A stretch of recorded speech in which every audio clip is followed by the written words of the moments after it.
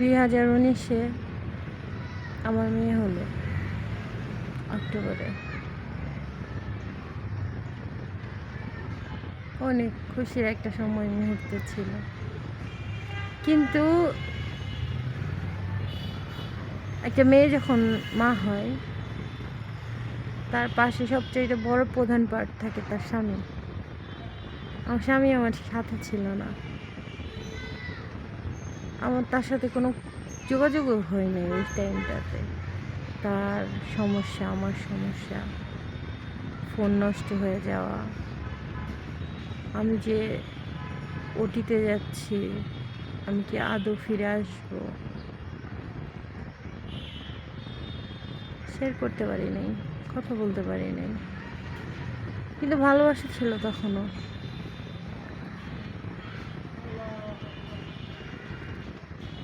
2019-এর পরে, আমার বাচ্চা হওয়ার পরে আমার লাইফের নতুন আরেকটা অধ্যায় শুরু হলো।